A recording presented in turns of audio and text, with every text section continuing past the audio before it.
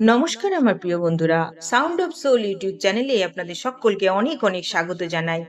আজ জানাবো দ্বিতীয় মহাবিদ্যা ব্রহ্মময়ী তারার কথা।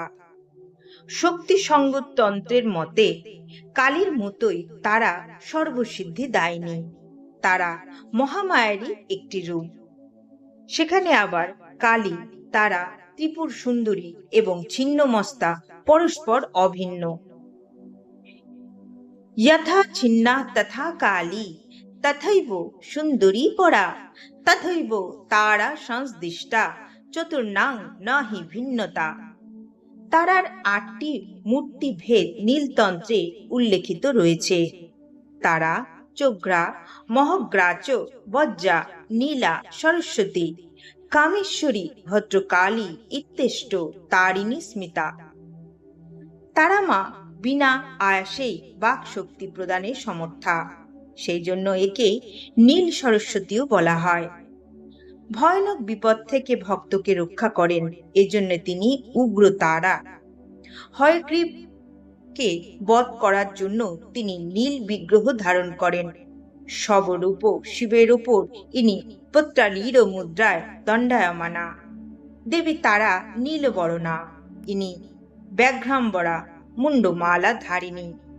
তারা দেবীর ৩টি রূপ, তারা, এক জটা ও নীলবসনা। ভারতবর্ষে বশিষ্ঠ মুনি সর্বপ্রথম তারা আরাধনা করেন। প্রথমে তিনি সিদ্ধি লাভ করতে পারেননি, পরে তান্ত্রিক মতে তারা সাধনা করেন এবং সিদ্ধি লাভ করেন।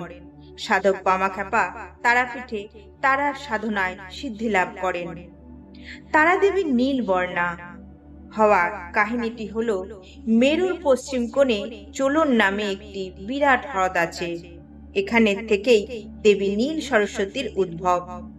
এই হ্রদের তীরে দেবী ৩ যুগ ব্যাপী জপ সাধনা করেন।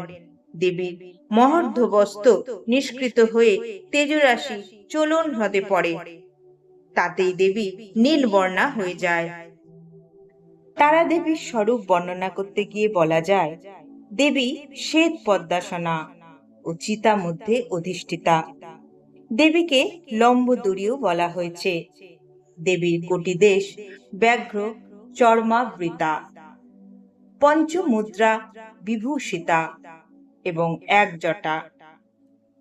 দেবী শ্বেত পদ্মপুরী, অর্থাৎ পদ্ম হলো এখানে সাধকের অনাহত চক্রের প্রতীক। এবং দেবীর মাথার উপর নাগ রূপধারী শিব বিদ্যমান।